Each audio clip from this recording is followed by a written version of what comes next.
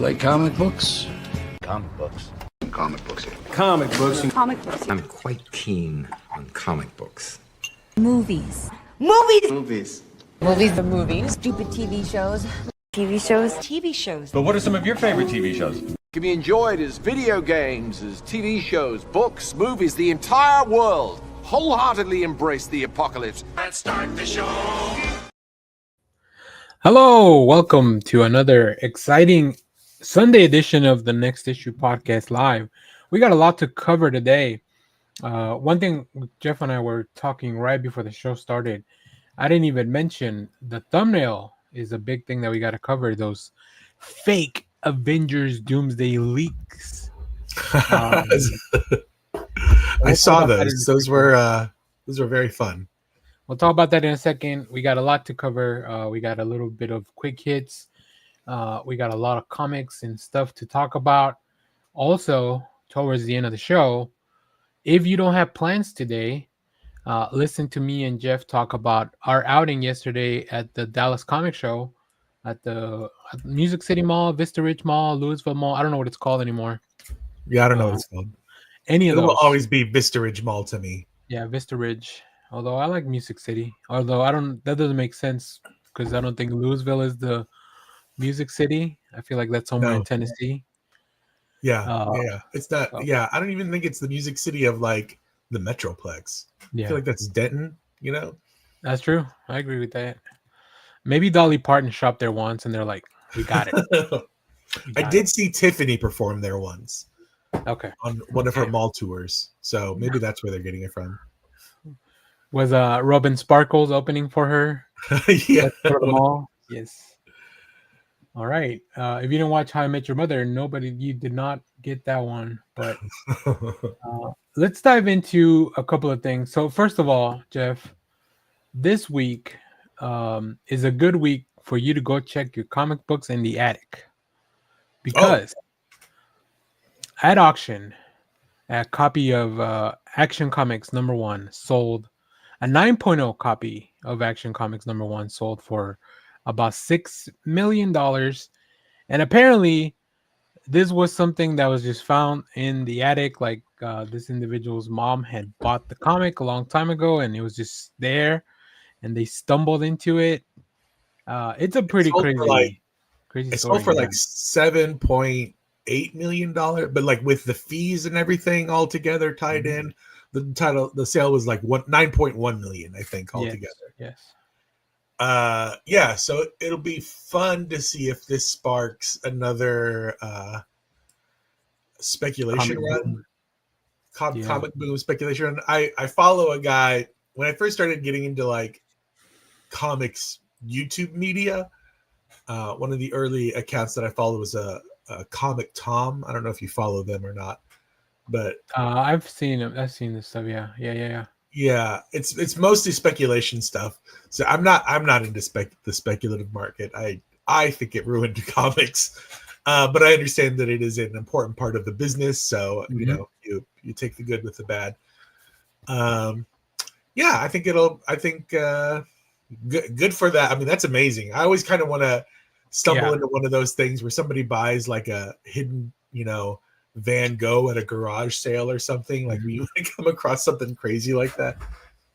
So quick correction. It was an issue of Superman #1, not Action Comics #1. Sorry. But yeah, it says here that I'm reading the story from the Hollywood Reporter, which I like that they cover this kind of stuff because I guess it's all Hollywood now, baby. When 3 Northern California brothers finally forced themselves to clear out their late mother's house this year, they expected dust, heartbreak, and a full day of hauling junk. They did not expect Superman, so that's where they found their Superman #1. That ended up being, setting them up for life. So it's really it's fun to think about. Like my family doesn't go back that far where somebody would like. We don't have I don't have a relative that's had a house for 50 years or whatever that would have something like that. So it's very interesting. Like things can still happen. All those comic books they burnt in the 60s and 70s. after the hearings and all that. So yeah. Um, a lot of stuff at that auction, that Heritage auction, sold really well. Peach Momoko apparently had a whole bunch of original art that sold for a pretty penny. They sold a bunch of they sold some pages and stuff. If there is, I think that's one of the things that I would like to start. Maybe have one or two things as far as a collection as an original piece of comic book art. Yeah. But I feel like those are not speculation. Now that we're back in a speculation boom, it's going to go up. Those are all going to go up. Yeah, and I think what I recommend as a collector, if you do want to buy original art, buy the stuff that you like, not the stuff you think is going to be expensive. I mean, and this is not, I'm not saying you in particular, but like anybody watching. I have a lot of original art now that I've collected throughout the years, and I just buy the stuff that I like. I'm not looking for like, oh, who's the next big hit or whatever, right? But well, that's why you never know. Like, people blow up out of nowhere. So really, really cool. We were talking about yesterday about how there's this kind of trend on TikTok on whether or not New Comic Book Day is elitist because not everybody has access to a comic book store or the funds to buy, and comics are expensive. I get it. I think it's privileged. I don't think it's elitist, but I do think if there is an elitism in comics, it's the people that do the speculation buying. I feel like they're not all in. They're not DC all in. They like the business of it, but I don't know if they can. I don't know if they read them all. I don't know. That's me being snooty. Allow me to be snooty this morning. Well, I mean, I think it comes down to like what you're willing to put your time and money and efforts into, right? Maybe I can go to Comic Book Wednesday every other day, but that means that I'm also kind of giving up some other stuff. Yeah. So it's all a balance in life. So, all right, there. Exactly. Oh my goodness. I'm going through. So apparently, this is not the first wave of Avengers leaks that have been faked, but we got impacted. We got impacted by this one. Our buddy Kyle posted on our Discord, and he even put a disclaimer. Look, these might be fake. I don't know, but they look cool. But they're still cool. Yeah. So that's how I feel about AI in general. Like I'll see like the videos of like, a lion carrying a bunny in its mouth, and I'll think how cute. And I know it's AI, and I feel like this is what we should be using AI for, not to like try to replace whole sets of workers, because AI is never going to be able to do that. But bunnies in mouths. But bunnies and mouths, watching, Mr. Rogers in WWE matches, like I'm all for that. That's the kind of AI that I can get behind. So here is the big crap. Here is I think this is probably the biggest culprit image. Because this is what our buddy Kyle posted. And look, you have people that, Ares Quiones from Variant, the comic book channel. Like, he's been doing this for a while. And he's talked about, like, I saw one of his videos, like, I don't even know if these are real or not anymore, but, like, they look cool. That's kind of what he was getting at. Kyle also said the same thing on the post. Like, I don't know if this is real or not. Probably not. But it looks cool. That head wound on Channing Tatum looks very suspect, I think. Yeah. I think also Mystique's hair is very suspect. There's some blurring in Nightcrawler's hands, I feel like. Yeah, there's a little telltales, but and then the other thing is having Tiana Paris here seems, I know it doesn't seem that weird, Monica Rambeau, because she did kind of end up in maybe their universe. We don't know. Mm-hmm. So I would be interested in what the prompt was to generate this, right? Also, why is, I don't know about turning, if I were to, what the prompt was, because I don't know if I'd say make Professor Xavier a leather daddy. That jacket is like, I'm like, why is he all in leather? Everybody else's suit kind of makes sense because they're kind of like a variation of both the comic Fox X-Men comic suits, and then the Marvel style. So they're all kind of rubbery or whatever, leathery. But it's like Professor Xavier doesn't make sense at all. I do agree with you. There's no way they would have Gambit not have long hair. But yeah, I don't know. And then also, like, how often is Alan Cummings run around with all the blue paint on him? Right. You know? Where's Cyclops' visor? The same for Rebecca Romaine. Like, I'm like, like. Yeah, like, is she always running around with the thing? Like, I don't know. It feels like they have, because now they have that thing where they put a lot of dots on people and stuff. So I feel like only maybe the face would need to be covered. There was also I saw I don't know if I can find it, but I saw an image of Robert Downey Jr. as Doom.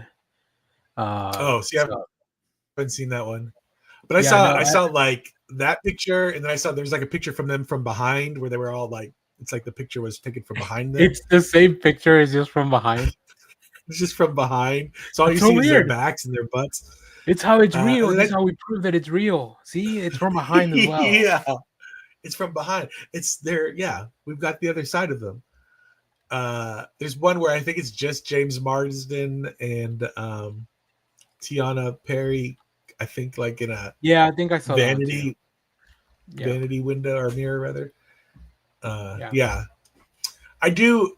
Do we have they? Has there been speculation as to when we'll get our first trailer? I would think it should be coming soon. I would think the movie's already next year, right? It's next year sometime. I don't remember when exactly. Yeah. I feel like if they wait till the Super Bowl, that's too far. Maybe they'll give it to us for Christmas. The Macy's Thanksgiving Day Parade, starring Avengers Doomsday. Doom strikes the Macy's Thanksgiving Day Parade. All right. Well, there you go. That's a little bit of quick hits. Go make some money selling your old comic books. And also, don't believe everything you see on the internet. I think that was the main takeaway. Yeah. From both of the initial stories. According to this internet, it says December 18th, 2026. That's when the movie comes out? Yeah. Okay. I thought that's when the trailer came out. I was like, wow, they already have that down. Cool. No, so we're about a year away from the movie. Before we get into all the stuff we've been watching and doing, I got to plug the channel stuff a little bit. We got a couple of interesting videos. I think they're interesting, but I mean, then again, I made them. First of all, if you've been trying to get into author Brandon Sanderson's books, which reading books is, or at least listening to books is something I've been doing more this year. My brother, he bought this like thing on TikTok, like they put together this kind of starter pack of like, here's 3 books that I think can be very easy points of entry into his books. So I made a video about that. You can go check it out on the channel. You can also check out our What to Watch this weekend, which had a special air date because we didn't have a show yesterday. So it actually came out on Saturday. I'll talk about that more on what we've been watching. And then also, if you play the Riftbound League of Legends trading card game, I got a bunch of gameplay in there. I've been playing the game. It's a lot of fun. And the people at my shop, they allow us to record those games so I can put them on the channel. So go check that out if you want. If you like trading card games, we got some of that stuff there. So, all right. Now, let's talk about what we've been watching. This is our previously on next issue segment where we chat about all the stuff we've been watching and reading and doing. Jeff, let's kick it off with you. What have you been watching? I'm in the Christmas spirit. I watched a very Jonas Christmas movie that is on Hulu and Disney Plus. I watched it on Hulu because that's what we have. It is fantastic. I loved it. I loved every minute of it. It's got some fun surprise cameos. I don't know anything about the Jonas Brothers. I mean, I know who they are. I wouldn't know any of their songs off the top of my head. I might be able to be like, oh, that sounds like a Jonas. I don't know. I'm an old man. But I did, like, there were times, because they had that TV show when they were kids on Disney. They had their own Disney show, and I did watch a little bit of it. It reminded me of the old Monkeys show. It was very fun. and this Christmas movie. Like it's very self-aware. It's a little fourth wall breaking. They are very funny. They're all very good because they've been on camera for their whole lives. There's some great cameos in it. Very funny. Nick's wife is in it. What's her name? Priyanka. It's good. It's good. Leonard Kim, this is your weekend to do that. You've been meaning to watch. Now, I will say, when Jeff talks about that Monkeys TV show, he means the band, the Monkeys. Just to clarify. Not the Planet of the Apes show or I don't know. What? Harambe had a show? I am not ready to dive into Christmas fully. Maybe once Thanksgiving happens. You're missing out. There's so much Hallmark is in full force right now.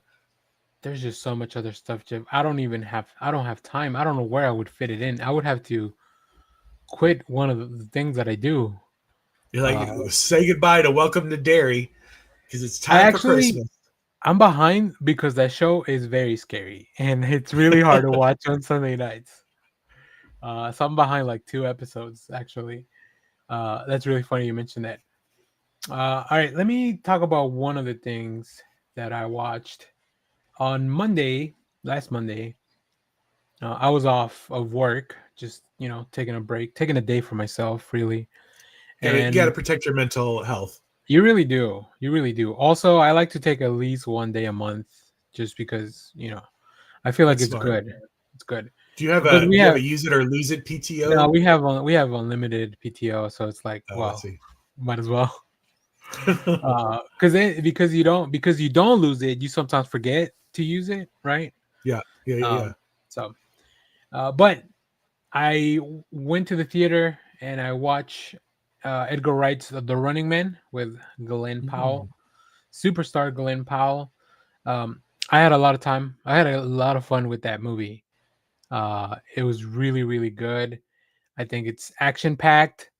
It's got great performances, great surprises. It's also as a lot of media, super relevant to the times in ways that are scary. But yeah, it's really interesting to see, because I feel like I have been reading the book. I'm like 2/3 of the way through it. And this one feels very much a lot closer to the book than what I hear from the Arnold one. So I'm going to finish the book and then I'm going to watch the Arnold film just to get all the Running Mans in there. But I recommend it. Just like I said, Glenn Powell is really fun to follow along. And then you got some great performances. Michael Cera's in it for a little bit. Oh, nice. Coleman Domingo is great. He's the game show host. The host of the Running Man show. Josh Brolin's in it.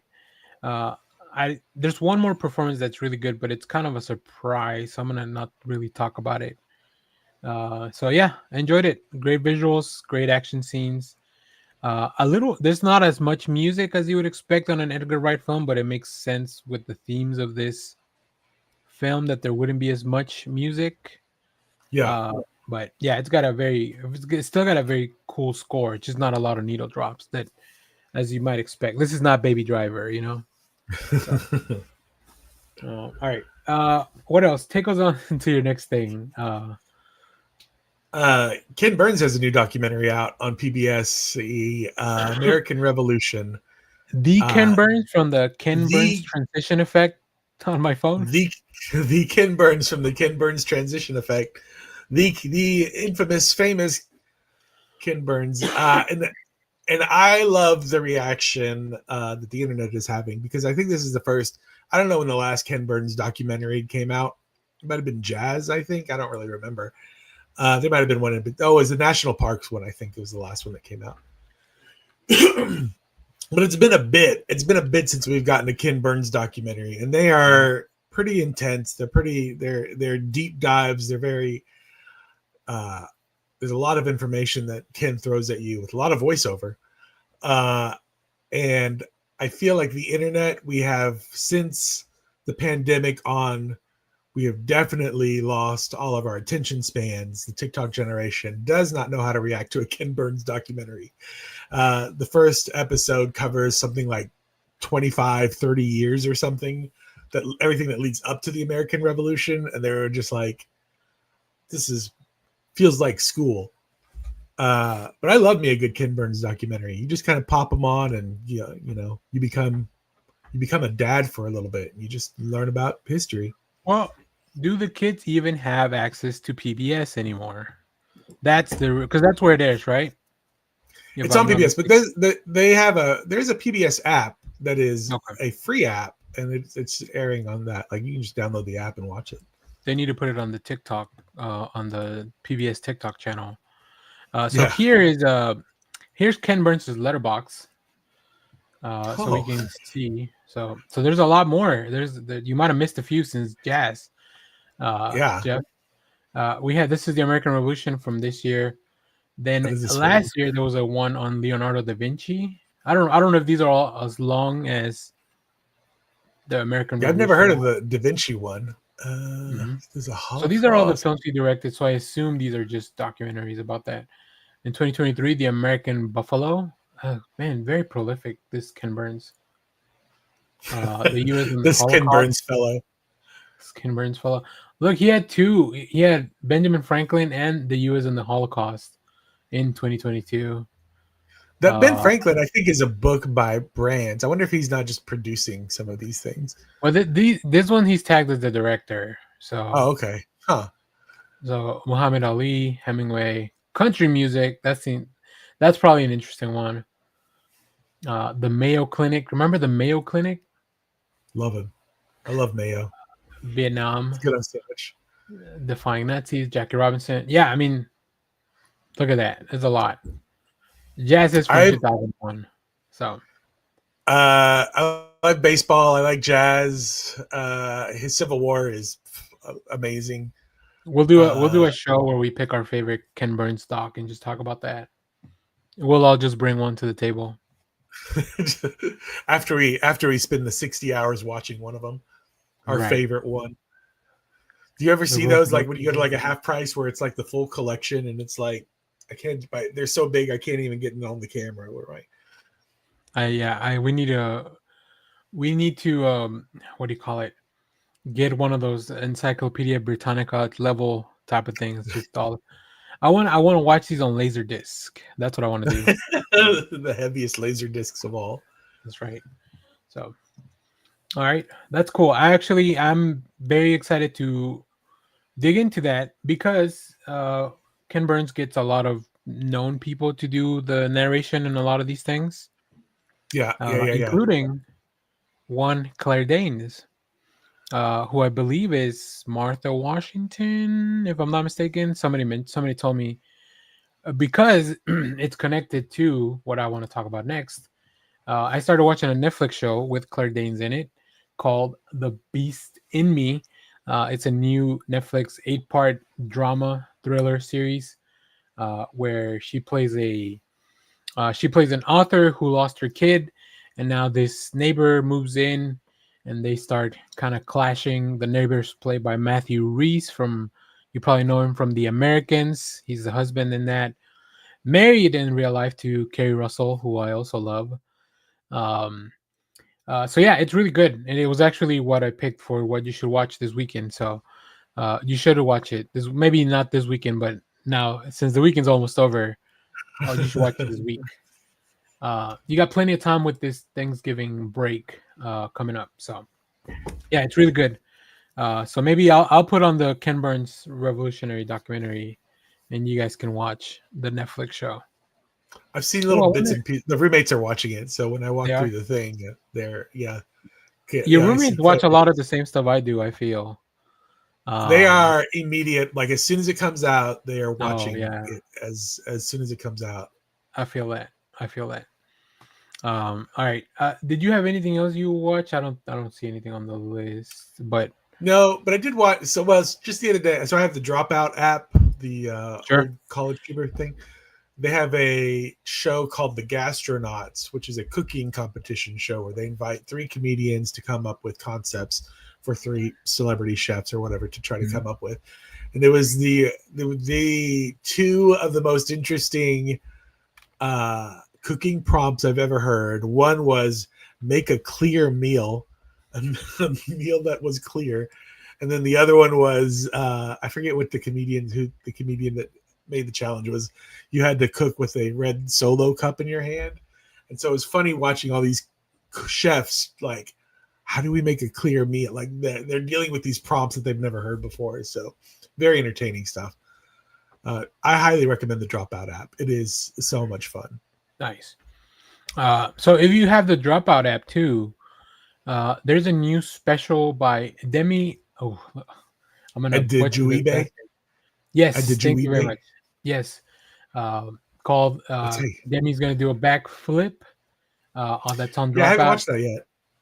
So that was directed. Man. That was directed by internet acquaintance of mine, Ben Meckler, who I met because he was doing a podcast called Mortal Podcast, where he talks about Mortal Kombat and all that. So yeah, go check that out if you have the Dropout app. He directed that, so very cool to see funny people do cool things like that. And so is Dropout just like it's like a YouTube channel, but we're just gonna put it all on our own thing? Sorta. It's they have different shows, so a lot of their shows are based off of improv. So they're all like improv people. So they have a bunch of different shows that are basically just improv prompts that they either have to do in the form of a game show, sort of. Okay. And then they have this cooking show. They do a lot of D&D shows, a ton of D&D shows. Yeah, I see clips of their stuff on Instagram because of different people that I follow, I guess. They sometimes go into that, or they're part of that. So very cool. Yeah. It is like the closest thing as because I loved G4 back when it was a cable show. And I feel like the next iteration after it went away were like Felicia Day's whatever her internet channel was, I forget what it's called, Geek and Sundry, and then Chris Hardwick started Nerdist, and so those were kind of the 2 inheritors of the G4 stuff. And that's when they both started pivoting to like more D&D, and they started bringing in different like comedians and stuff. And then once those 2 got bought out by Legendary, then went away, I feel like Dropout, because Dropout was College Humor, but they kind of started picking up some of those little like nerd threads and created their own thing. So it's more like D&D and improv, and less throwing hot dogs at Olivia Munn and having all that stuff is gone. and having reruns of the Men Show. Yeah. All that's been stripped away, and it's all just kind of like, yeah. There's no real geek. All the geek stuff, like all the comics and stuff, has kind of been stripped away, because I think that's all just like people doing their own, like us doing it on their internet, like their own. Okay, nice. It's just always tough to pick up another subscription or something, but it seems like this one's a lot of fun. Well, this is the only one that they said they raised the prices, and everybody was like, "Sure, I'd pay like $10 for it," because I think it's like $4 a month or whatever. And they raised it to like $6 or whatever, and people were like, "I would pay more than this." So they actually added a 3rd tier that is like, you don't really get much more other than you get to help us out a little bit more. There's like some background like stuff that you get access to. Yeah. But he's like, it's not much more. But apparently, like, I've seen them pop up on like Fortune, like the Fortune YouTube channel and stuff, where they're like, everybody else is struggling. Dropout is like they're a small company, but if you scale up, like they're doing so like incredible. But he's like, I'm not looking to scale up. I'm not looking for investors. I'm just looking for a successful like business with my friends. So like a little co-op. Yeah, totally. He's like, we do things that I want to, all the actors get paid equity, like whatever. They all get, insurance. I think he gives them all insurance and stuff. Like he's like the real deal. What a concept. Fucking shit. Yeah. Watching, because they all love, like Sam Reich is the guy that, and he's the son of, I forget, Robert Reich, who's like a super world famous economist who worked for like the Clinton administration and stuff. Great. So Nepo baby. So he like leaned, they didn't lean into it, but he's like fully aware. He's like, I get it, I know. He goes, and yeah, it's a really cool. We love a self-aware Nepo baby. Yeah. We see Elle Fanning's been talking about, I'm a Nepo sister, and like, my sister opened a lot of doors for me, so I'm always appreciative of that. But you still have a little bit of talent, or you still gotta put in some of the work, I think, to maintain your status. For the most part. Yeah. I think there's some really good Nepos that I'm like, oh yeah, you deserve it. That's another show we need to do. Who earns good Nepo babies? The Nepo babies we love. Yeah. Cool. All right, to kind of close out this part of the our segment. Yesterday, after Jeff and I went to the comic show, I came back home and I was like, all right, I want to watch Wicked for good, but I feel like I need a refresher. So after looking on all my apps, because for some reason it's not on Peacock anymore, Wicked. Oh. It's on Prime Video. Luckily, I have both. I watched Wicked, and then I went to watch Wicked for good. So I had a nice little double feature that was exhausting, but I really like those movies. I don't know. I'm not a musical person. I've never seen Wicked the musical. I'm not even that big of a Wizard of Oz person either. But in my review, I did say, "Oh, Wicked for good," Wicked and Wicked for good is it's like theater kids or musical kids Phantom Menace, because it's just all about like how did these people come to be who they are, right? There's like a lot of origins revealed and like all these little things. So I enjoyed it. Origin of the Wizard of Oz. That's right. That's my AI prompt. You'll never believe who was the Tin Man.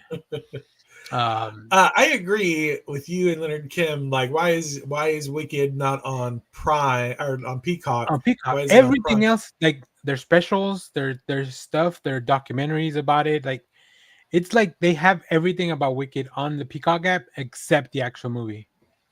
Yeah, which feels they need to fix streaming. It feels poorly planned. I know it's all licensing and stuff, but it feels poorly planned that you knew that the movie was going to be out the next year. So, like, why would you license it out to someone else and miss out on all that? So, I don't know. Yeah. You should be like, I'm sure the answer is money. I mean, the answer is obviously money. I'm sure Amazon Prime's just like dropping loads. Yeah, but I feel like there's something to be said for like, no, but you've got to establish your brand, Peacock. You've got to like, if people want to go and see Wicked, like before the movie comes out, they'd want to like point them to yourselves. Like, it's all short-term thinking. Yeah. Everybody is short-term thinking right now. And listen, Love Island and Law and Order will only get you so far, Peacock. Right? You've already lost wrestling. You've lost wrestling. I am. It's a bubble. I still subscribe to Peacock, and I'm like, I'm getting through the holidays, and then I'm dropping it because Peacock usually has a lot of good holiday stuff. And as we have established, I'm a Christmas. I think because of the Hallmark stuff is on there, right? Or their own brand of Hallmark stuff. I don't know if it's actual Hallmark. They have like a Hallmark. It's like. Yeah, it's not the actual Hallmark. It's like a little some side kind of channel thing, or something. Yeah. Because Hallmark has their own Hallmark streaming service. But I'd get rid of Peacock and go join the Hallmark one. Yeah, that's just more fun. All right. Now it's time to. Oh, actually, before we hit comics, one more thing. This week we got a new trailer for the Hunger Games, what is it called? Sunrise of the. Ooh, I know I have a video for it, but I can't see it right now. I don't know. There's a new Hunger Games movie coming out. I've only seen a little bit where is it Glenn Close comes out like Hannibal Lecter, and I didn't realize. I did a reaction for it. I didn't realize that was Glenn Close. I was. Yeah, I don't know. Shook? Is that what the people say? That's what the kids say. That's what the kids say. Yeah, I was like, what? That's Glenn Close? Holy crap. Yeah, I don't know. For some reason, it's not showing up. I hope I didn't delete the video. But either way, yeah, we got that trailer. Sunrise on the Reaping, it's called, which is like a prequel. You get to see some of everybody young, pretty much. That's the premise of this thing. It's like young Haymitch, I think, or something like that. Yeah, young Haymitch. You follow a young Woody Harrelson. So after that trailer, I was like, oh, I got a year. There's 5 books. Let me start listening to the Hunger Game books. So I did. I'm actually just from Friday to now, I'm about halfway through the first Hunger Games book. And I've seen all the films. I really like the films. This first book, I think it's it's called Deluxe Edition. I borrowed them off. They're all on my library app. I can get them all through Hoopla. Shout out to my the Irving Public Library. And this one is yeah, thank you. This one's narrated by Tatiana Maslany. So it's like if She-Hulk was telling me the story of the Hunger Games. And nice. She's really good at it. Like she does, she does voices for some of the characters, and she'll put on, she'll lower her voice for like some of the male characters and stuff like that. So yeah, I like it a lot. She volunteers as tribute. I'm running through it, dude. I was listening to that part. I almost started tearing up. I don't know why. I'm not even like that big of a Hunger Games person, but just the way that it was written. I am not. Yeah, I'm not a big Hunger Games guy. I've seen the first movie. I've read the first book, but that's about as far as I went into it. I can't get over the fact that. Wait, how far are you into it? I mean, you've seen the movies, so I can't get into the. So, yeah, I don't. The PETA as a cake decorator thing with the like in the movie, it's dumb. Funny. In the book, it's dumb. It's like I'm just like, what is this? Well, what I hear, a quick shout out to Leonard Kim, and he's also into the Sunrise of the Reaping. I agree. The movie looks very, very good. I think what the book is really good at is telling you that PETA is like a very underrated character. He's very good at picking up skills. I understand it looks silly, especially in the film where he's wounded, so he covers himself up to look like tree bark or whatever. But I mean, they kind of go over it in the movies. In the book, they're like, they spend a whole chapter on like them learning skills, which the movie kind of fast forwards through, I guess, because nobody wants to see PETA learn how to like mask himself. They do it a little bit, but yeah, it's very interesting. There, like I said, I'm really enjoying it. So now these are young adult books for teenagers, so I don't know what that tells you, but they're really managed to capture my attention. So, and like I said, it's nice to listen to Tatiana Maslany. So hopefully the rest of the books are also narrated by her, or if not, somebody that sounds like her. We'll see, or at least somebody that sounds like Jennifer Lawrence. I think that would also work, just because that's the Katniss voice that I already have in my head. Yeah. So okay. Yeah, big year for books in 2025 for me. So, but now let's talk about books with pictures in them. Yes, now we're talking. Now we're cooking. We'll save our pick of the weeks for the end. But Jeff, actually, did you read anything that's not from this week that you want to chat about real quick before we get into that? No, not really. Nothing. Okay.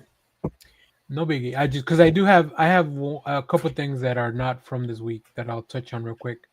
So, and I just mean that I can't show you a physical book because I don't have it. I caught up on the first volume of Absolute Martian Manhunter. Oh, nice. It's an incredible book. I'll be doing a full video for it, so stay tuned for that. Or you can, I guess this is a slight insight. If you listen to the I Read Comic Books podcast, I'll be on recording that later today, and I'll be talking about that book in more detail. But it's really, really good. I need to go get I forgot to pick up the hardcover when it came out. The first volume covers everything that's been released to now?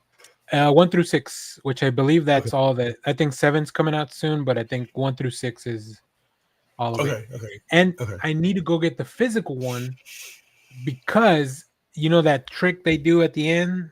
They do it again in the last issue. Yeah, that's what I was going to ask you about. I read it on the Infinite app, so I need to go see what that looks like because it's a really kind of cool cliffhangery thing that they do. So yeah, I don't. This was supposed to be a 6-issue thing. Like, were they? I don't know if they're always planning to just leave it there, or maybe they changed the ending to kind of be able to keep going. So, yep. Dennis Camp, Javier Rodriguez, I think. Yeah, it's very good stuff. So yes. And then from last week, the DCKO tie-in for Aquaman 11 was really cool. It follows. So Aquaman has been connected to the blue, I guess. When he receives those magic powers, the blue is similar to Swamp Thing being connected to the green, or Animal Man connected to the red. Where Aquaman, just anything having to do with water, he kind of is aware of that. That's a very interesting concept. So. And then 2 quick things that I reviewed, but I did not pick up. But big shout out to our friends that sent us over Dynamite. I read the first issue of The Lion King that came out this week. It's actually pretty good. It takes place like in the middle of the movie. And really? Then also, Tyler Kirkham had his own book called Final Boss. I'm surprised you didn't pick that one up. This feels like the '90s gold. I was intrigued. It was just such a big week. It was. It was too big. Well, big shout out. Our friends at Image allowed us to read that. So if you do want to read that, I enjoyed the book for what it was. It's very similar to reading Youngblood. It's like, what you're signing up for. That's kind of what I hear about it. It's like, it's just fun, big fights, kind of actiony, big fights, 90s kind of disgusting, people's arms breaking and shit. Like it's super gnarly. So okay, with that being caught up now, Jeff, what you want to kick us off for this week's stuff? Sure. Get over there in this pile. I read. I've got to flip them. Hold on. I've got them in the wrong order. Oh, Jeff, come on now. I know. Here we go. Elvira, Harley Quinn Elvira. What is this, issue number 2? This is cute. I don't know if anybody needs to rush out and look for it, but I think it's going to be a fun collection, just because of the novelty. I did see the I don't know her real name, but real life Elvira was actually pushing this book as well on social media, which I think really? is fun. Yeah. I like Elvira as a we don't see Elvira. I don't know who would be considered a current day Elvira, meaning like a character unto themselves, like in the same vein as like Pee Wee Herman, like they're a real person. Miss Rachel. Far more Miss Rachel. Yeah. Miss Rachel is sort of like that, but maybe somebody for adults, because I love Elvira. I love all those old TV shows that she did. Her movie is great. And I like that they put her, like her comics, they're sort of like Godzilla, where they'll just like team her up with anybody and they'll be like, here you go, like Elvira with Vincent Price or Elvira with, whomever. It's usually a horror or something, but they're always fun. Ideally, I think she's overall just a regular person, right? I don't think she doesn't have any powers or anything. I don't know. I mean, so like, yeah, like having her team up, especially when it's something weird like Elvira and Dracula or something like that. I'm like, hold on a second, this is just a TV host. That'd be like if Mr. Rogers went around doing crossovers. Not a bad idea. Which we should. Who owns? Yeah, get Mr. Rogers in a comic book. That's right. Cool. All right, let me see. I want to talk about the Twilight Zone number 2. This is by Tom Scioli, and it's full of the great weird goodness that you would expect from a Tom Scioli book. Nice. A lot of reading, but I don't mind it because it's so good. It's about some explorers. They go looking for life on another planet, and what they find is a trip to the Twilight Zone. Oh, it's those great pig stuff. faces. Yeah, can you imagine if that was a twist for every Twilight Zone? It's just they're back in that pig face universe. Yeah, just everyone has a pig face at the end. My next comic is Wonder Woman number 27. I Great haven't Daniel read it, but I Samperi did pick art. it up. Um, That's on my did not read yet pile. But yeah, I did pick great up. Daniel Samperi art. That's really all I got to say about it. Is this the last one for this Mouseman arc? It kind of sort of feels. It's part 5. Maybe there's one more. No, there's one more. Holy moly! Oh god, I just got to the title page with the credits. Holy shit! Yeah. A lot happens. I'm reading that right after this. It's a good issue. I will say that I think you and I have talked about this. I get a lot of like, I'm on the people hate Tom King side of TikTok. Somehow I don't know why. I don't know how TikTok has pegged me to be one of these people, but now I'm kind of like all their complaints. I'm like, I can kind of see some of what they're saying. Where I'm like, I don't know how I feel about some of this stuff. Don't let them indoctrinate you. I need to be careful. Next, you're gonna be moving to a Mouseman Island with all those people to get away from Tom King. The big mice and my teeth. Mm-hmm. Yeah. All right. What else is what's your next one? Starship Godzilla #2. What? This book continues to be so much fun. You get to go to this like intergalactic kaiju black market type of thing where that's the reason that these guys are hunting the kaiju eggs, because they're trying to sell them. And they have like these gladiatorial games where they set up like bait for different kaiju to be attracted and come in and attack the city so they can kill them. But in this one, they get more than they bargained for. So it's like, yeah. So that's kind of like their sport or their entertainment is they lure out these little kaiju to like capture them and kill them. But this one went really bad for them. All right. What else you got, Jeff? Hey. Okay. There you go. Oh, hold on 1 second. Here's the first. Here's Nova Centurion. Yeah, you're back. You're back. Oh, am I good? Yeah, you're good. Ooh. Sorry, you're a little frozen. Oh, right. Nova Centurion again. So, yes, I got the Frank Miller cover. It's great. It's really good. Show me that cover again. Yeah, it's Frank Miller. Oh, that is Frank Miller. Holy shit, that's not bad. Look at that, Frank. Get him. Frank. I go back and forth on Jed McKay. People love him for his Moon Knight, which I've never read. I dumped out of his X-Men. Yeah. I need to read it, I guess. So I heard somebody call it a generational run earlier. I dumped out of his X-Men. His Avengers is up and down for me. So, and I've always heard that he writes single characters way better than the groups, than the teams. So I was intrigued by this one. I wasn't initially going to pick it up, but then I heard Jonathan Hickman describe it as I forget how it was so cool the way he described it. But I picked it up. I really liked it. I wasn't sure what to expect, but it's cool. I can't wait to read it. I do want to read it because I want to try out all those books from the Imperial Aftermath. So it's a little like Heroes for Hire, but in space. That's what that's kind of what he felt like he was doing, right? That's why Star-Lord went to him, because he's like, hey, I need a favor. And he's like, well, you got money? You got money, son? Yeah. Let's do it. All right. Next, this is I think this is my last one that I actually read. But it's a big one. The End of One World Under Doom, issue number 9. Man, what a heartbreaker this was. Holy crap. Such a good crossover event. Yeah, it was incredible stuff. Even though it was 9 issues, I still felt like, you guys could have given this, I feel like 2 more issues of breathing room easily. Yeah.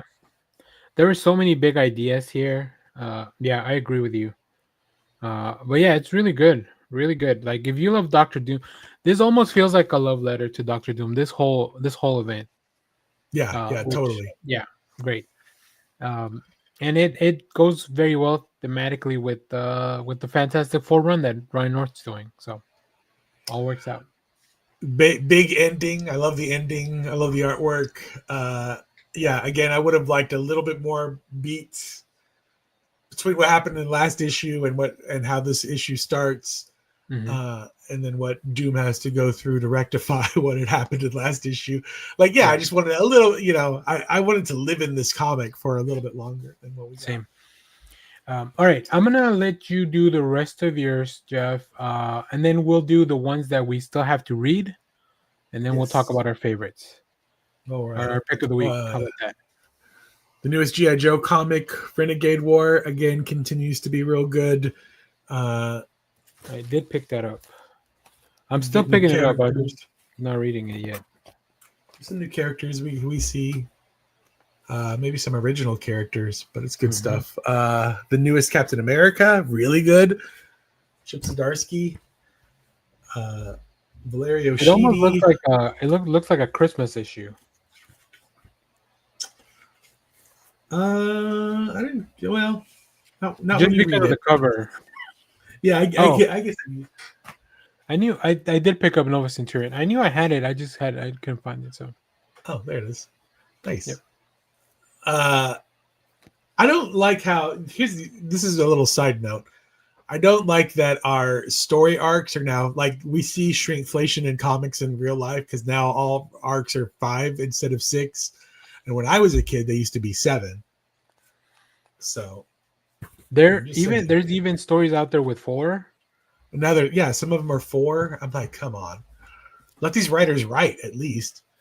The newest issue of Everything Dead and Die. So it's just sad comic. I love it. I picked up the Mike Walsh variant. Oh, that's nice. It's really cool. Yeah, I love this book.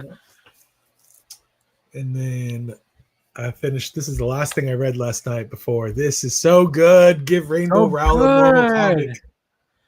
So good. Yeah, I got to read that one, but I did not go back and buy it because they were out when I got there. Man, Rainbow Rowell really nailed it. Yeah. Peter, the crux of the comic is that Aunt May goes away for Christmas, so Peter's going to be all alone. So he gets invited to all these Christmas parties within the superhero community.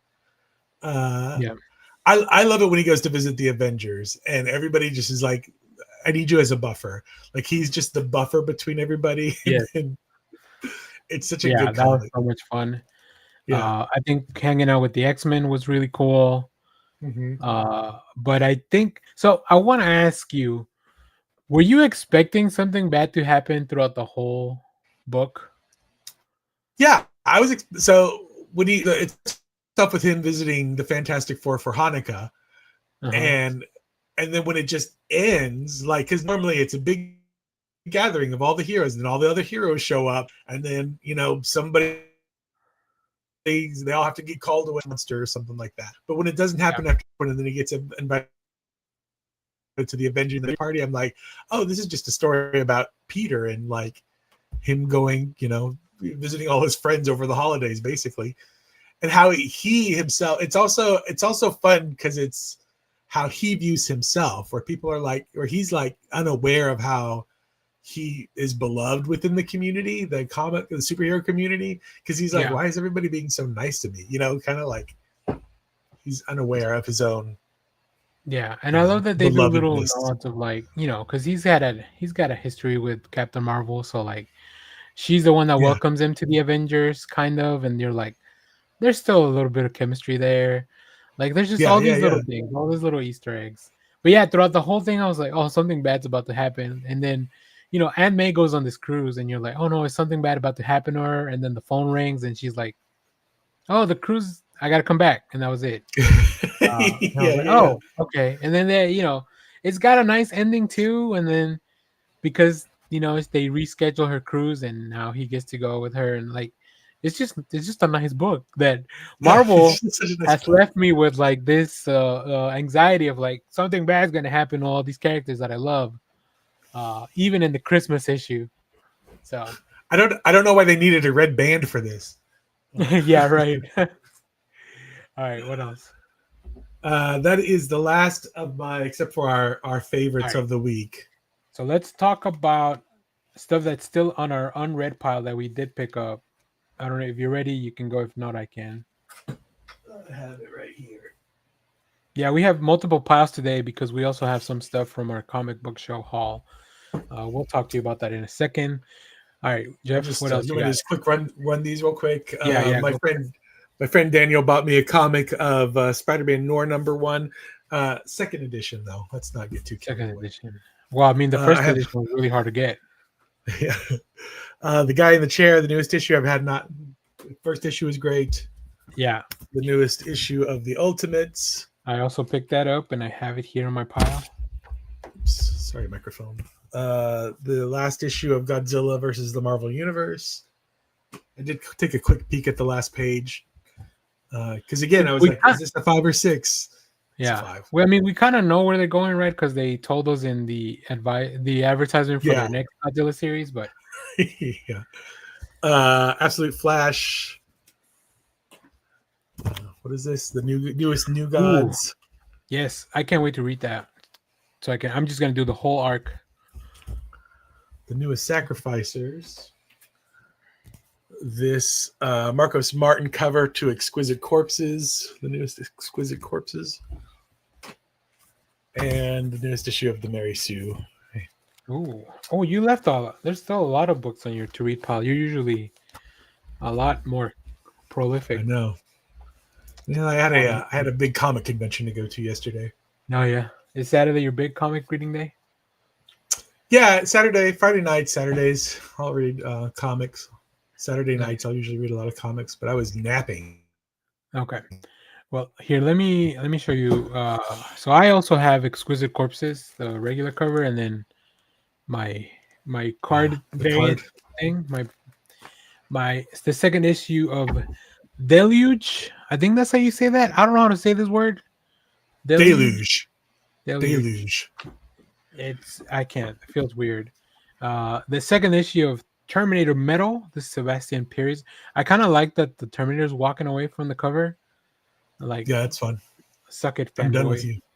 Yeah. I also like there's a Terminator. Where did I see it? I think it's in the there is a Christmas special coming out soon. A Christmas special. Love it. Love that. There's a Christmas special. The Terminator Kills Santa, it's called. No, I'm just kidding. It's not called that. How the Terminator Saved Christmas. Come with me if you want to jolly. The second issue of Marian Heretic, which we talked about that. Hopefully you got the free copies last week. If not, go buy them in the shop. They also sell the comic. They don't just, which also Ken Lashley did this cover. I was not expecting that. I was like, okay, Ken Lashley cover, say less. on a book that I'm already buying. I don't really buy a lot of X-Men books right now, but Archer did this cover for Rogue and the X-Men Apocalypse. So of course I had to pick it up. Does Rogue still need the gloves? Doesn't she control her powers now? I don't know. I don't remember. It's just an aesthetic. Yeah. The latest issue of Punisher Red Band. And then you already showed us Absolute Flash, but I also picked it up.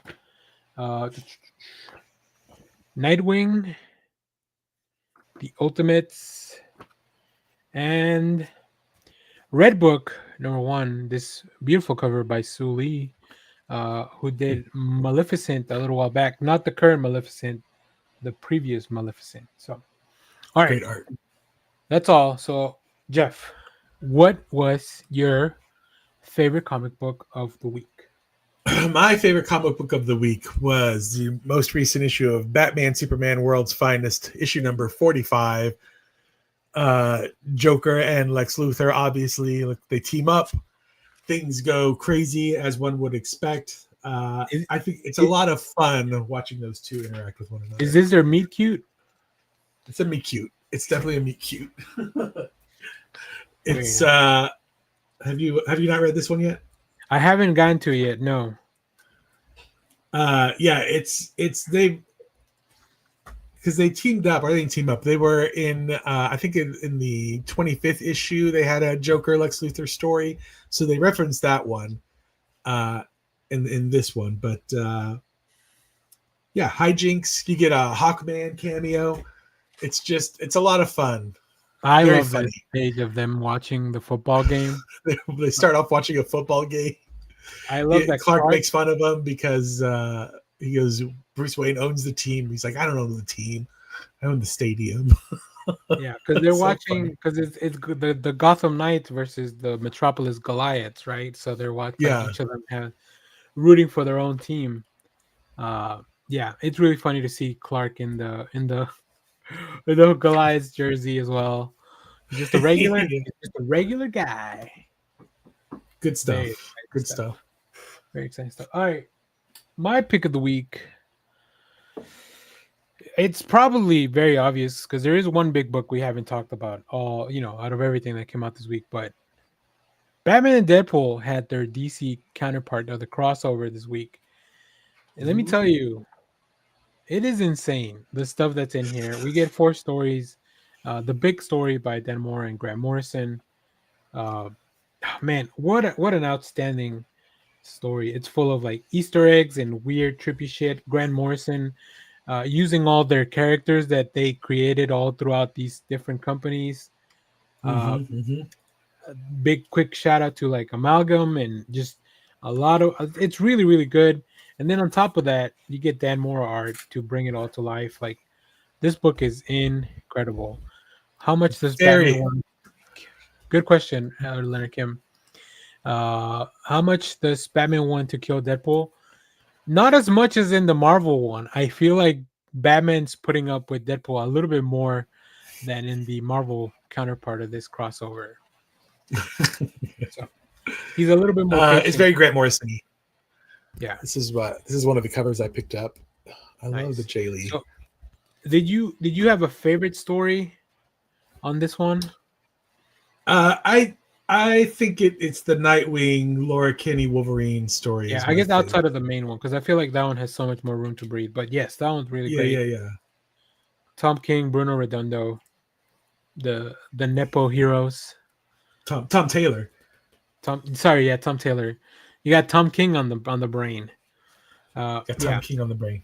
Also, really fun to see a Marvel ad next to a DC ad because so.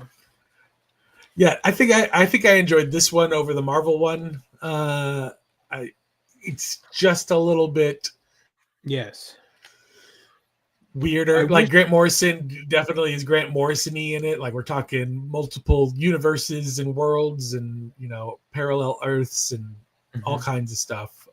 Fourth wall breaking things and meta commentary. I do love how he keeps Batman does keep calling Deadpool, like he keeps referencing Deathstroke in front of Deadpool. Yeah. I think this story was great as well. The Doctor Strange Constantine. Yeah, that's a fun story.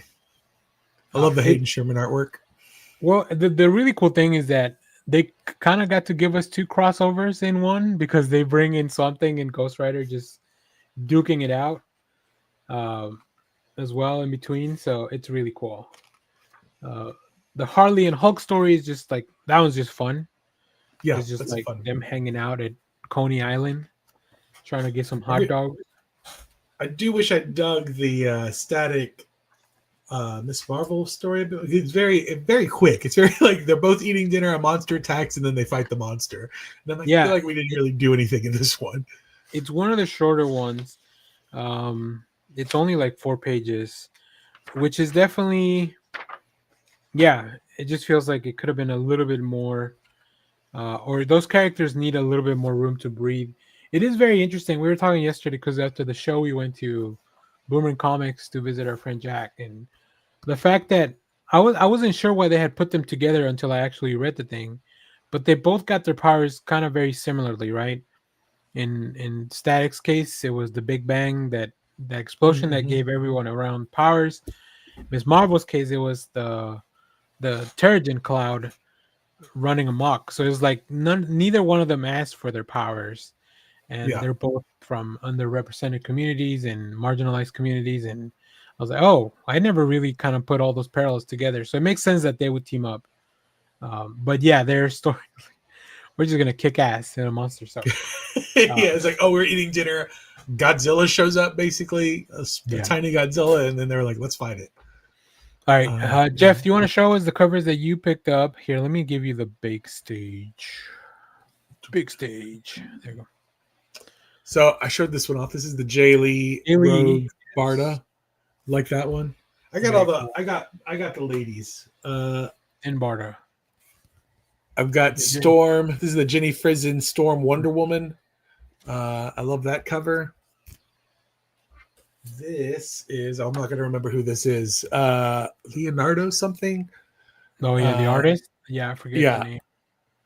This is the Wonder Woman. Captain Marvel. I guess Captain Marvel. Miss Marvel, maybe. And then yesterday, I went back and, again, my good friend Daniel picked up this Mark Brooks. Excellent cover. Scarlet Witch. Zatanna. Those were all the ones I picked up. Very nice.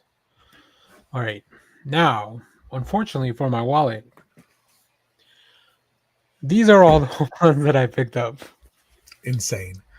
How many is that? Maybe I'm kind of glad they didn't do blind bags, because I would have gone nuts. But we have the main cover, Dan Mora. I picked up the blank cover, of course, to for a convention later on. Not this one. I wish I had more time at yesterday's convention, because I definitely would have gotten something maybe by Angel Medina was there, so that would have been cool. Jeff showed us the Mark Brooks, which I also got. Nick Dragotta with the Punisher and Batman. Good. Yeah, it's really cool. Really cool. The Sean Murphy Lobo Deadpool one.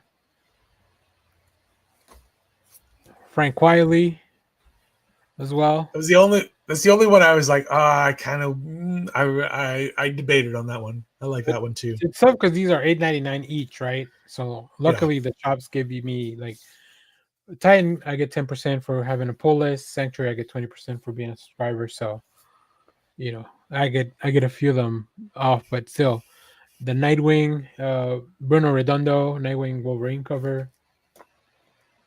Hayden Sherman also had his own cover for his story as well. I forgot who we said this was for. This is Bill Sienkiewicz. Oh yeah. Yeah, this one's really cool. I can finally show you the full wraparound Dan Mora. Oh, look at that. I actually never even looked at it. Yeah, because when we were looking at it last week, we could only see the Deadpool part of it. This one's the one I picked up yesterday at Boomerang. Andy Kubert. Oh, yeah. Which is the one I hadn't picked up yet, but I was like, I'm already here. I haven't bought something in Boomerang in a while. And then, of course, Amanda Connor with the Harley and Hulk. We've already seen Jay Lee. We've already seen Jenny Frison. And the last one I got was the Lee Bermejo Doom and Joker. So, yeah. How many is that? Huh? How many is that? 5, 6, 7, 8, 9, 10, 11, 12. Nobody 15. Do the math. Nobody do that. 15 Batman Deadpool covers. But remember, they were not all $8.99. Actually, right. Only one of them was $8.99. So it's an investment for the long. Because then one day my grandkids will find these in the attic, and then they'll get $6 million. Yeah, per. Yeah, of course, times 15. That's incalculable. So incalculable. All right, there you have it. Before we talk about the comic show, let's look ahead at next week. We'll start with Jeff's list here. Let me see. And I'm glad we have this segment. Yeah, because I don't even know. I haven't even looked at what's coming out next week. You can find myself and Jeff both on League of Comic Geeks. Seems like a relatively light week, I think, compared to this week, but we'll see. This is your list, Jeff. There we go. We got Absolute Batman, Absolute Wonder Woman, the new DC KO, Detective Comics Feral. The second issue of the Flash DCKO crossover. What is Are it? you, are you Justice still League. set on picking up the tie-ins for DCKO? Just the Flash one for right now, because I forgot to pick up the Titans one on Wednesday, and I already missed the first Titans issue for the crossover. So I'm not picking. I didn't pick up the Aquaman one either. So I guess right now it's just the Flash one. Because you were picking up Justice League and Superman regardless before, right? Yeah. I was picking those up anyway. Gotcha. I can't see what's after the Justice League. Oh, the last issue of Godzilla Kong. Justice League. Is that what that is? Okay. Yeah.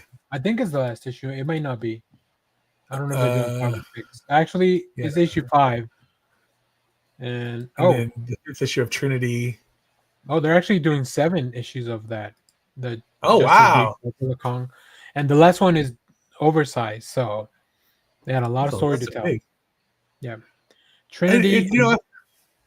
They do have a lot of story to tell. Trinity, and then I can't tell what the last one Invisible is. Man number 4 is the last one. Oh, cool. So my poll is very similar to Jeff, except for a few extra things. Absolute Batman, Absolute Wonder Woman. Ignition Press is doing their first issue of Arcadia. Interestingly enough, there's also from DC Comics, Batman Green Arrow, The Question, Arcadia number 1. What's up with all the Arcadia happening next week? Is that a thing that I should know about? I don't even know what the word means, and I've read the Batman one. Let's see. Arcadia is a poetic term associated with bountiful natural splendor and harmony. Okay. I thought it was like the lady version of Arcade. This is the Marvel villain. A utopian idea of simple pleasure and harmony with nature. Now that I know that context, the Batman Green Arrow question issue does make sense. Okay. We also have Berserk, The Bleeding Tide, another one of those one shots for the Keanu Reeves Matt Kent comic book. There's a Daredevil Punisher. I don't know if this is a one shot or a mini series, but I like both of those characters, and there seems to be more than one. And it's gonna be written by Jimmy Palmiotti, who I think it's great with both of those characters. Yep, DCKO. I bet you Jeff picks this up when he goes to the shop. DC's I Saw Ma Hunko Kissing Santa Claus #1, the holiday issue for DC Comics. Are you trying to plug in your laptop? Don't let it die, Jeff. Oh, your mic's muted. Oh boy. All right, I'm gonna keep going while Jeff settles all that. While Jeff does the engineering behind the screen. Something happened. Hold on. Uh-oh. Don't fall out. Hey, can you hear me? Yeah, I can hear you. Hold on. Okay, good. We're doing some technical stuff. I just need to move some stuff out of my way. You keep going. I'll be good. Gotcha. I need to use my hands here. I had some cord issues problems. Gotcha. Cord problems happening. From Dark Horse, Kyle Starks and Peter Kowalski have a new book called The Devil on My Shoulder. I'm picking up The Flash as well. I did read it. I don't know if actually now that I've read it, I don't know if I'm gonna pick it up. It's very confusing because there's a lot of Flash shenanigans. But maybe Jeff can dissuade me from not picking it up. From Distillery, we have Galactic #1. I have read this book. It is super cool. Like if you like Star Wars, but then you want a little bit more violence in it, Kurt Pyers is giving you exactly that. Oh, okay. The Infernal Hulk comes out next week as well, a new series. Then we have Justice League. Have you been reading any of Philip Kennedy Johnson's run on Hulk at all, or do you know anything about it? I'm super behind on it, but I am going to check out this first issue to see if it's like a good jumping on point to catch back up. Marvel Zombies Red Band #3, Skinbreaker #3, the great book by Dave Finch, Robert Kirkman. Superman as well. That was a really fun tie-in. Supernatural #2 comes out next week. Shredder #3 comes out next week. And last but not least, the last issue of The Invisible Man. So good. So good. I'm excited. I'm so excited.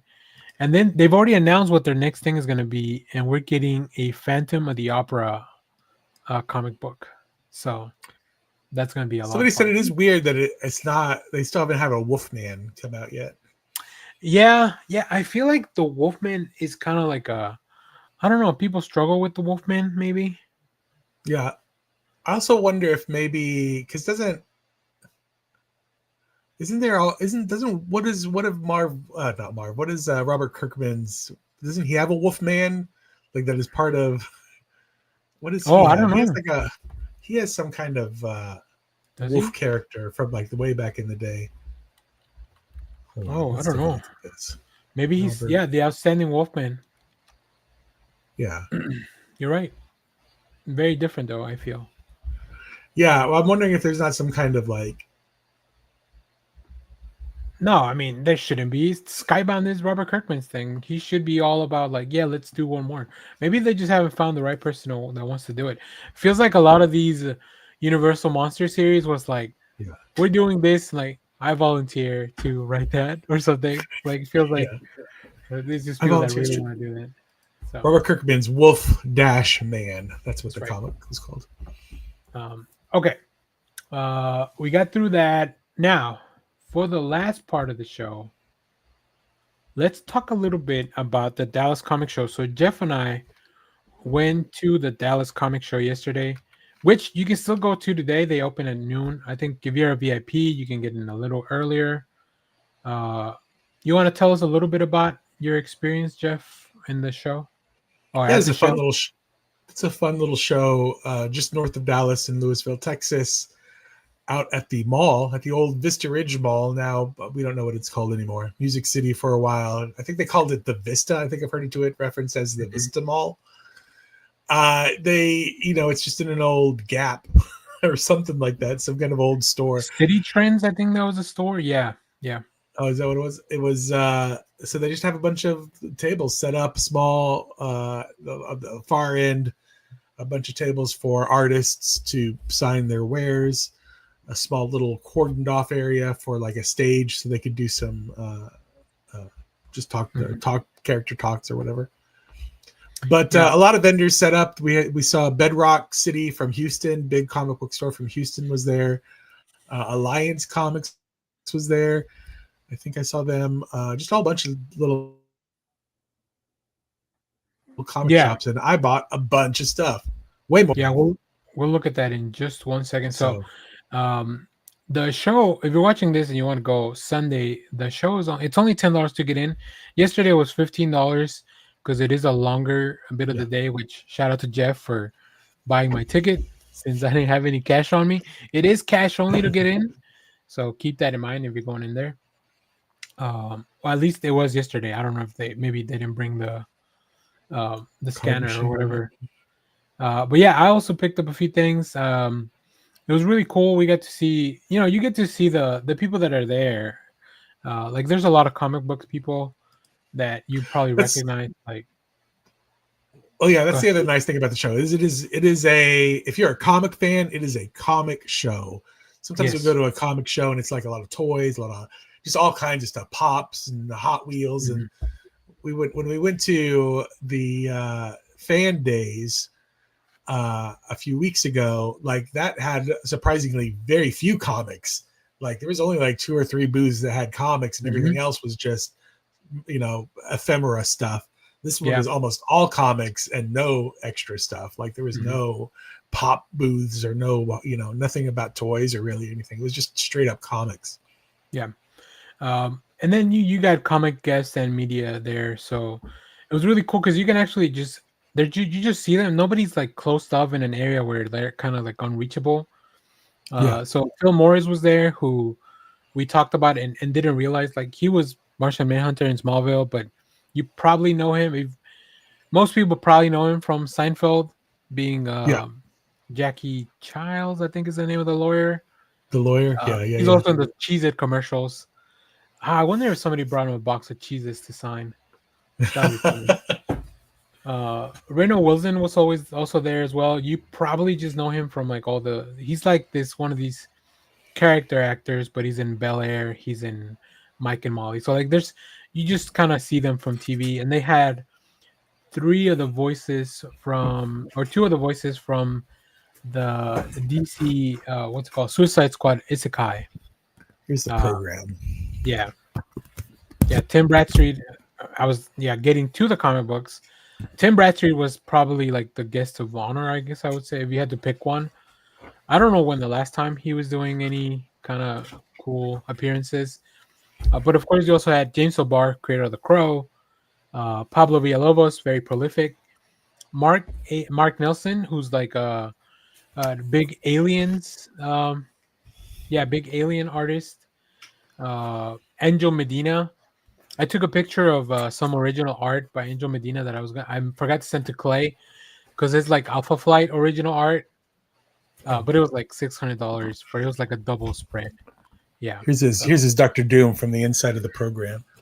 Yep. And then you got locals like Julian Shaw who lives around the area. He's usually there. And Ariel Diaz. Unfortunately, Soso Micah had to cancel or postpone, so she wasn't able to be there because she had a cover for that was one of the covers for Batman and Deadpool that I didn't pick up. Because I was like, well, I'm not gonna be able to get it signed, and I'm already getting 16 other ones, so I should limit it. So, all right, do you want to? Did you see who they announced?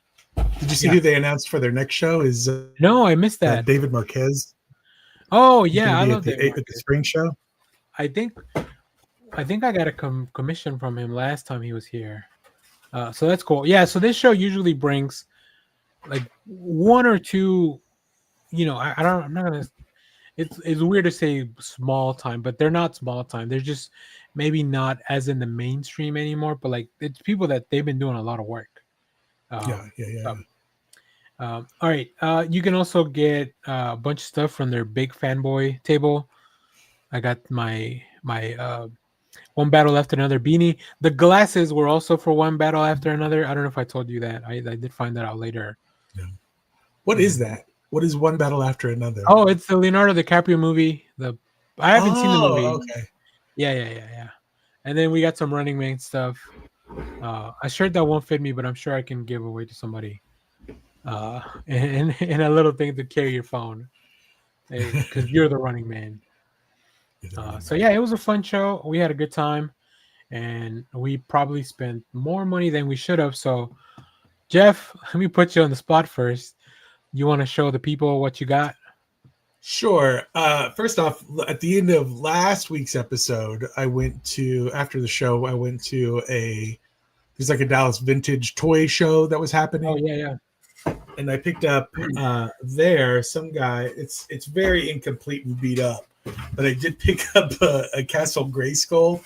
Like I have the back half laid down there, but like it's missing the things to put together, like on the doorway and stuff. So I need to go and 3D printed. I was thinking is either gonna look on eBay for some like just. If anybody just had the accessories that I could snap back in, or talk to Josh about maybe using his 3D printer to see if I could get Castle Grayskull spare parts. Yeah, that's the problem. I also picked up this Vader toy carrying kit. I love these things. Is that for the Kenner figures? Yeah, for the Kenner figures. Very cool. So they will be probably popping up as display things in the back of videos at some point. Nice. Ooh, can you put comics in the Darth Vader thing? I don't know. I don't know what we're gonna do with that exactly. Right. But we're gonna figure it out. And then we have a ton of comics that I picked up. A ton of comic books. So I got these from a guy who was like he was trying to get rid of his comics. Yeah. You walk up to him, he's like, all comics are $1 if you buy. Yeah, he had a whole spiel. Today, he's giving up the whole stand for $2,000. Yeah, he was like, if you want to offer me yeah, he wanted to get rid of it. I think he was like in trouble with his wife or something, but he was like, it's a fire sale. So I picked up this random issue of West Coast Avengers, part of the Vision Quest across the event. Ooh, that one's probably going to blow up soon with that TV show coming up. Yeah, I also just like that. I was reading a little bit of the West Coast Avengers during that John Byrne run. It's a very famous run. I've never read Axis, but he had all 9 issues there, so I picked up all 9 issues of Axis. I'll tell you this: they're on that dollar bin for a reason.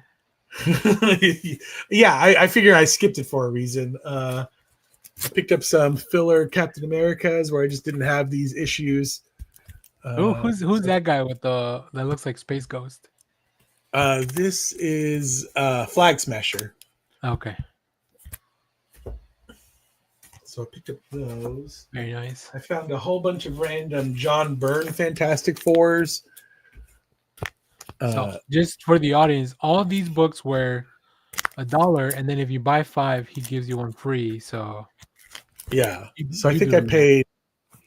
I think I paid like well, and then I think you 25 ended up bucks. just paying 20 for everything, right? For the 30 books. Oh yeah, it was just 20 for everything. So So if you have this- cash, if you go to a convention, cash is king, because if you don't have enough cash, wink, wink, people Yeah, will yeah. cut you a deal. Ooh, I love the you're collecting those, if I'm not mistaken. It's an unintentional collection, but yeah, I started with I had a few from other comics I was just collecting in general, and I'm like, you know what, I might try to track all these down. I don't know how many there are. I don't know how hard that's going to be, but yeah, all these Fantastic Fours. Then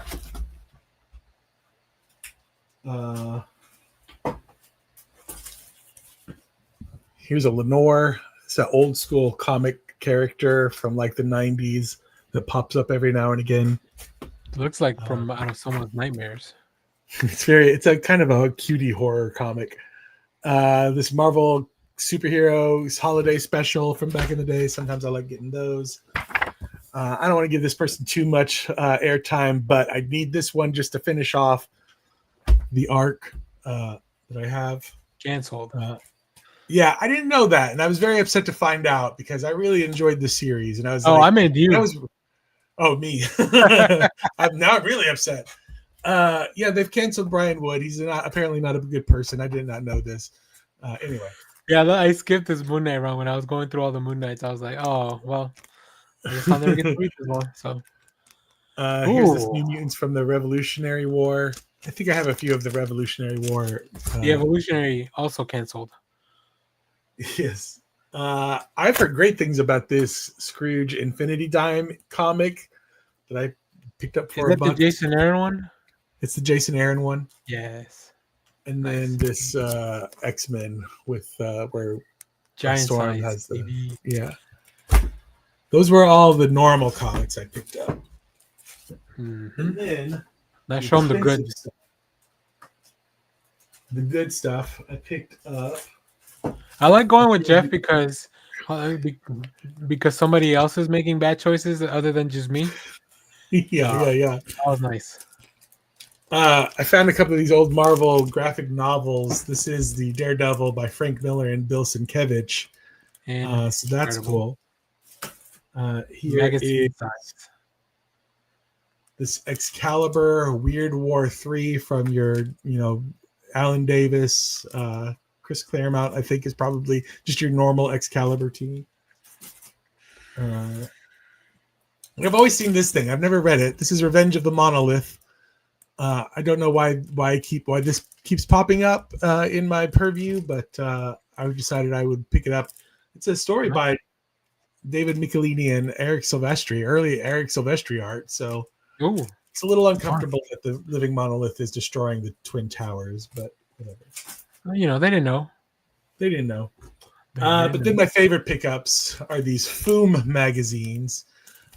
Friends of Marvel, something. I don't know what FOOM actually stands for. This is FOOM issue number 3, but I love the Spider-Man cover. I love those colors.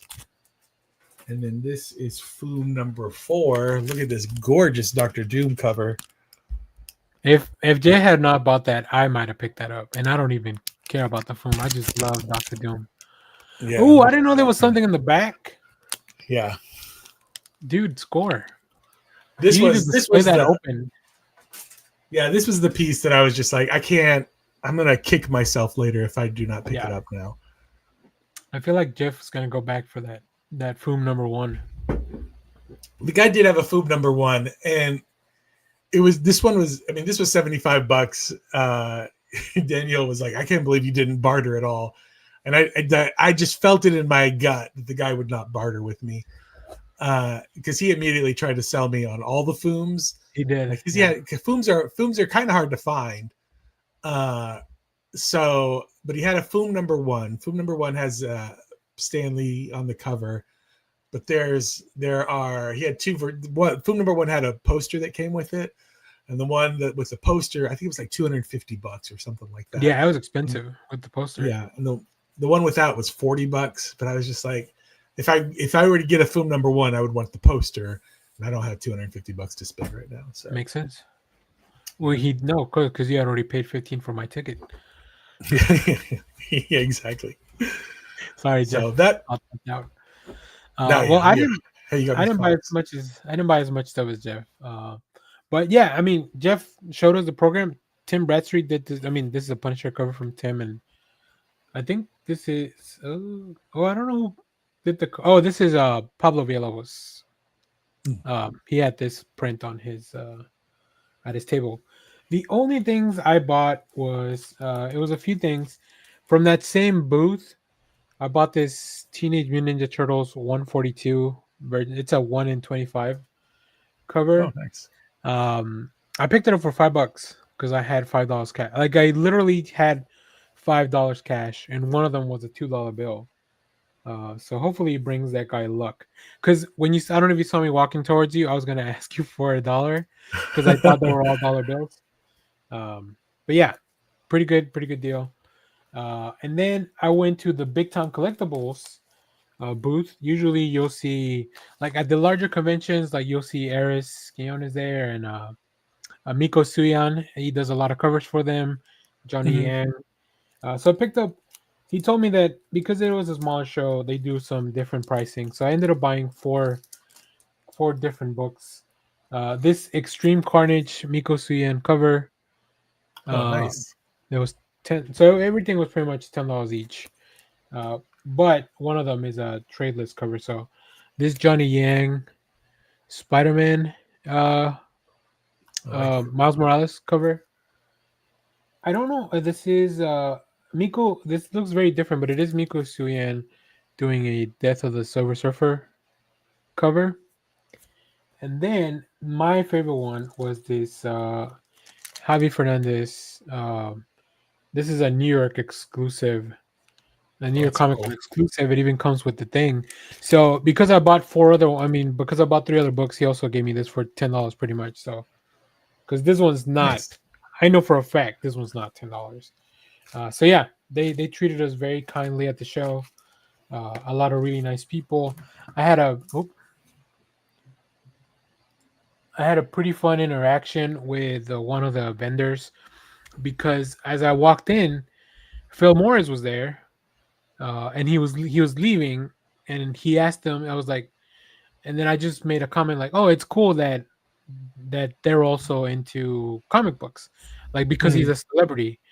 I didn't realize the guy didn't know who he was, so I told him. I was like, he asked me, "Is that somebody that is related to comic books or something?" I was like, "No, that's Phil Morris. He was on Seinfeld." Then I told him who Phil Morris was, and then he's like, "Oh, that's so cool." I didn't even realize because he's selling stuff. Sometimes he doesn't like. He told me at a different convention, Thomas Jane walked up to him and asked about some books, about some EC comics. And he was like, "Oh yeah, let me pull them out." But he didn't realize that it was Thomas Jane until your band is just not there. Yeah. And he's like, "It's really funny." He was walking around the convention without shoes, which is quite well known from Thomas Jane that he loves being barefoot. So yeah, it was a good time. They had some panels, but we didn't stick around that long. Digging through boxes and just walking around really takes it out of me sometimes. But they had some interesting panels. So you'll see if you're watching this maybe on the replay or on the standalone video, you might see some of the footage from me walking around the convention as well. So, but yeah, I love the Dallas Comic Show. I love going just for like one day for a couple of hours. It's cheap, it's accessible. So yeah, very excited to see what they do in the spring. Yeah, should be a good fun show. Cool. All right, I think we've done it. I think we've made a show. Yes. Do you have any last things before we close out, Jeff? No, I think I'm good. I think I've shared everything I have to share. this week. Well, I'll share everything I'm willing to share with you, audience. For the rest, you got to go to our Patreon. You got to go to our Exactly. Patreon. Wink, wink.